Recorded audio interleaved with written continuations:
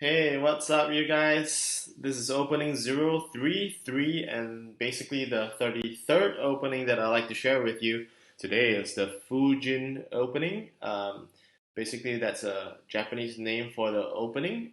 So let's just run through the sequence. The sequence is basically an extension of the dragon opening and probably just covering a particular variation down the line. So we'll start off the sequence with F5. D6, which is the perpendicular opening, and black basically playing for the usual tiger rosebill diagonal chip to C3. And instead of white responding to D3, white goes to F4, which is the dragon opening. And of course, over here, black goes to F6, which is the best move. So, assuming if you're black, you should probably know this basic book at least.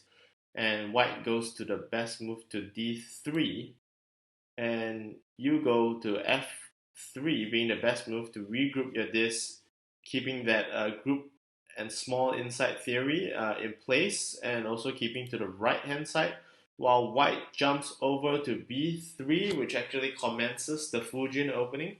So basically, this is a relatively early variation. So this opening is probably recommended for black to actually go with against the dragon.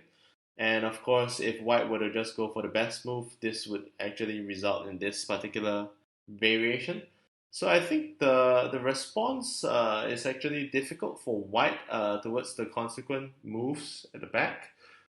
Because if black just simply jumps into c5, he actually established this c5 disc to gain access to e3, and consecutively he can prospectively make the next move to c4 to gain tempo. So another advantage is that this is an uncommon line, perhaps. So if this plays out, I think black would actually surprise white, but in exchange, you actually give an early disadvantage. The mid game play is definitely a little bit more tricky because of these isolated squares that are between the groups of discs. So usually when you have a very dispersive kind of shape with many pockets of spaces within the entire group of discs spread out, you tend to have a very messy game without, with too many options, and at the same time without a clear idea of which particular square you should actually prioritize. So for example, let's say if white were to play into the book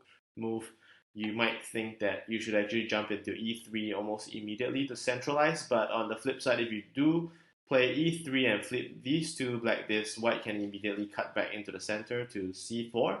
So then more tricky moves would probably be g3, while maintaining this single disc axis for black, and with no disc along this mini diagonal between e3 and g5, so there's no way white can actually cut back and try to occupy the center there, and instead white would then look at playing to c6. Why isn't e6 that good? Because white has this g4 disc that actually flips an additional disc of f5 on top of the e5 disc diagonally, that creates more moves for black. So this opening is definitely quite tricky. So I would definitely recommend this for advanced players who are playing black. So if you're not really confident of playing a very messy game, try to avoid this opening. Thank you very much for watching this video, and I'll see you in the next video.